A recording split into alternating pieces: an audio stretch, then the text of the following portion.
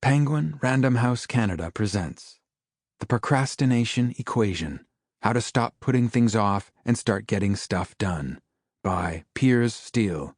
Read for you by Pete Larkin. Procrastination has been my life's work, both as a researcher and as a practitioner. With research so often being me-search, this isn't accidental. Scientists often intimately know the subjects they study. They are problems they themselves face.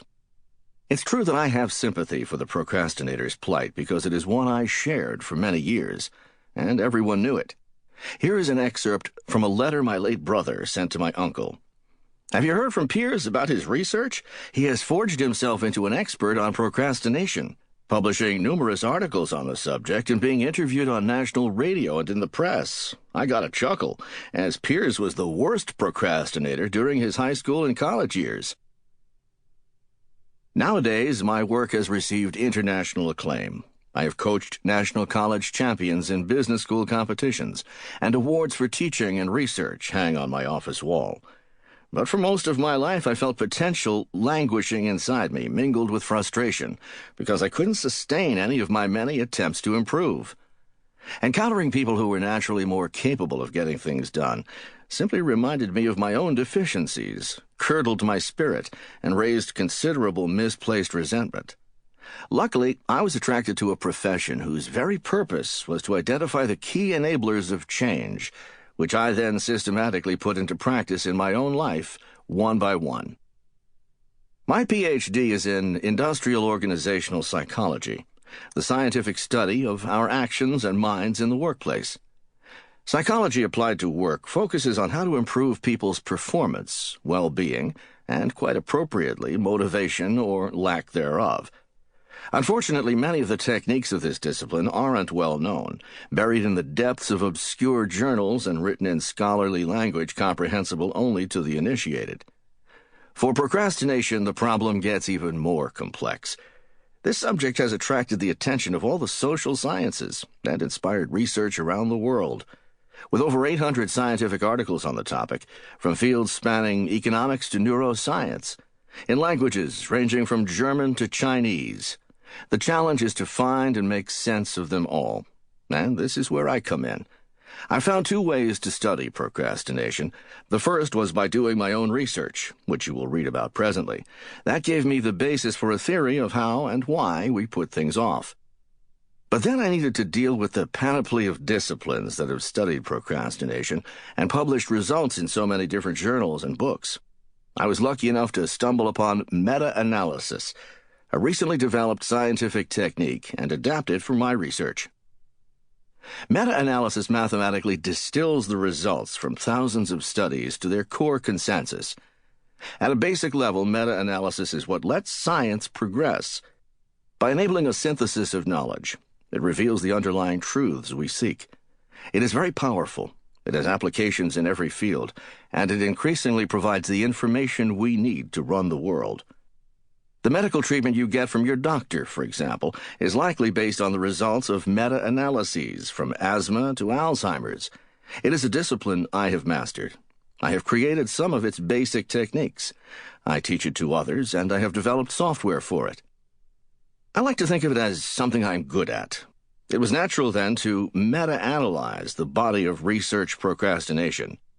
Given that there was no other way to put together all the findings, I have to say that the field of procrastination proved to be daunting, as almost every possible scientific methodology and technique has been thrown at it. Researchers have run laboratory experiments, read through personal diaries, twiddled with neurotransmitters, and dissected DNA. They have monitored every setting, from airports to shopping malls. They have wired entire classrooms to track every student's twitch and shudder. And they have studied procrastinators from every background, including pigeons, vermin, and members of the U.S. Congress. Making them all fit coherently together was like being a conductor of a madhouse orchestra. The strings, woodwinds, brass, and percussion are all playing the same tune, but not in the same room, in the same rhythm, or in the same key. Turning that noise into music is what this book is about. What I found will surprise you and challenge the status quo. Some of my work has already been published, such as my article, The Nature of Procrastination, which appeared in Psychological Bulletin, the social sciences' most respected journal.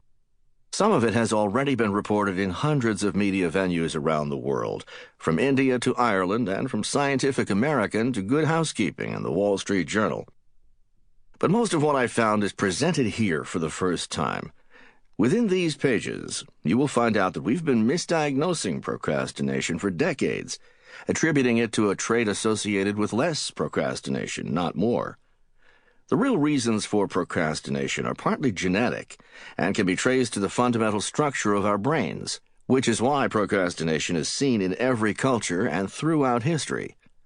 The environment, however, isn't blameless. It may not be responsible for procrastination's existence, but it is responsible for its intensity. Modern life has elevated procrastination into a pandemic. And guess what? All these findings follow from the application of a simple mathematical formula I devised, the Procrastination Equation.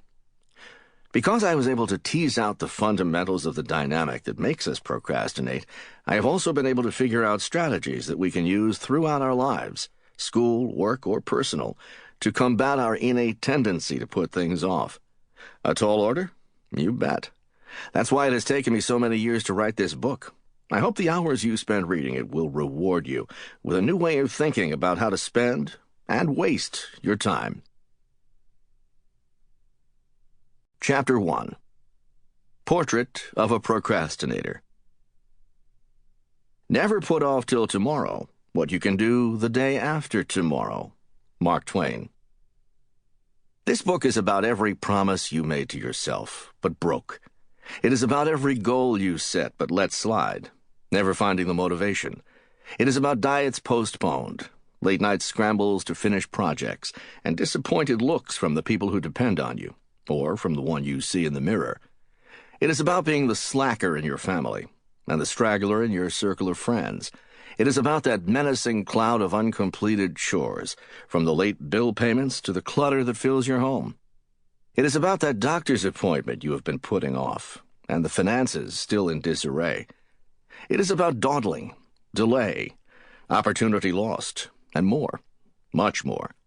This book is also about the other side, the moments of action when procrastination gives way to crystal clarity and attention. Work is devoured without hesitation, and giving up never even occurs to you. It is about personal transformation, about unencumbered desire free of internal competition, and the guiltless leisure you can enjoy when your daily tasks are done. This book is about potential, wasted and fulfilled, about dreams that fade into obscurity and dreams we can make come true. Best of all, this book is about shifting the rest of your life away from putting it off to getting it done. The pivot point that tips us away from accomplishing what we want and need to do is procrastination. It isn't a question of laziness, although the two are easily confused. Unlike the truly slothful, procrastinators want to do what they need to do, and usually do get around to it, but not without a lot of struggle. I will show that this dilly-dallying is in part hereditary, and that we are hardwired to delay.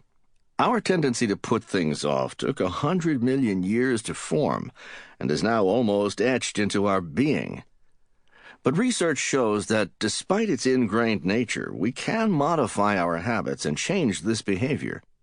Procrastinators who understand the processes behind their inaction can master them and become less stressed about their deadlines and more able to meet them.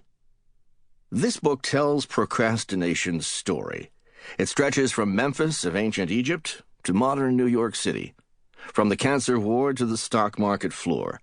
I hope to enlighten you about why we procrastinate, what comes of procrastination, and what strategies we can employ to do something about it.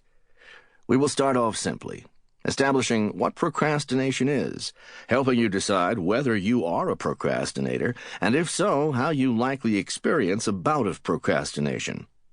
If you are a procrastinator, and the odds are good that you are part of a very large community indeed. It is time we all got to know each other a little bit better. What procrastination is and isn't. There is so much confusion about procrastination that it is best to let... Sample complete. Ready to continue?